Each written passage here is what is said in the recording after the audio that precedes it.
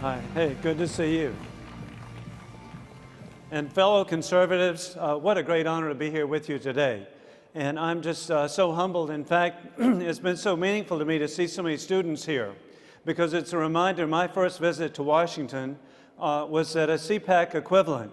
It was the National Draft Goldwater Rally at the D.C. Armory, July the 4th, 1963. And so I came up as a student, and in fact, all 30 Republicans that existed at that time were on a bus and came up to Washington. At that time, we had no federal officials with us, no state officials. There weren't any. But then flash forward to 2010. Now in South Carolina, we have a supermajority in the state House. There's a supermajority of conservatives in the state Senate. Every statewide official is a conservative. 8 out of 9 of the federal delegation are conservative. How far we've come. And so I'm just very, very grateful for this success. And I believe that we have a broad party too. You need to understand, sometimes we don't get credit for this, but in South Carolina, we elected with Nikki Haley as governor, the first female governor in 340 years. Took a long time. And I'm also grateful with the election of Senator Tim Scott. South Carolina elected the first properly elected African-American U.S. Senator from the South in history. Additionally, with the election of someone special to me, my oldest son, Alan, he is the Attorney General, the youngest Attorney General in the United States. What a broad party we have, open door for people to be active and involved. And the reason that I believe that we are so successful is because initially, with Barry Goldwater, many of us remember, and his view was, why not victory? Why not victory in the Cold War? And of course, it was delivered with Ronald Reagan. And with service of the military, I'm a veteran. 4 of my sons have served in Afghanistan, in Egypt, and in Iraq. I'm very grateful. But what Ronald Reagan did, liberating tens of millions of people of Central and Eastern Europe, and conservatives were the reason for this. Additionally, conservatives have stood for the principles of limited government and expanded freedom. And we know what that means. It means creating opportunities, jobs.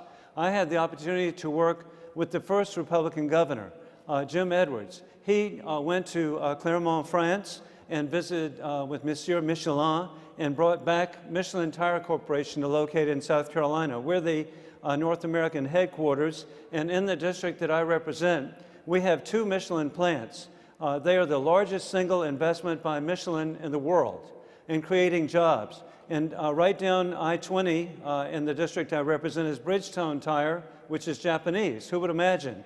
Again, $1.5 billion investment. And just a bit up the road is Continental Tire in Sumter, South Carolina. South Carolina now, because of opportunity and the pro-business attitude we have, is the leading manufacturer and exporter of tires of any state in the union.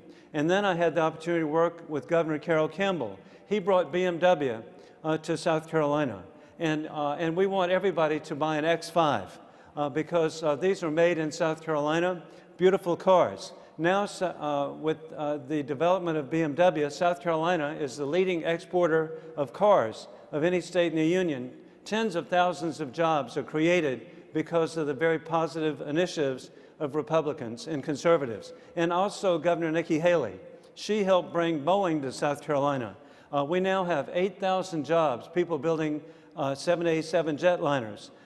It's just such opportunity, and we most recently recruited, she did, Volvo Corporation, more cars. A final point I want to make, particularly young people, you will meet the finest people as conservatives. I was a counselor at a camp, and I met this young lady there as she was a camper, and Roxanne, we've been happily married 38 years. My second son met his wife in the Senate Page dorm. They were pages for U.S. Senator Strom Thurmond, and they're from rival high schools. They would have not spoken to each other at home, but now they're very happily married. And then finally, at a victory party for a dear friend of mine, Tamika Devine, elected to City Council in Columbia, I introduced my son to a very beautiful newscaster, Jennifer Miskowitz. And now they're very happily married, and that was the reason he was elected Attorney General, because he married over his head. So please be involved.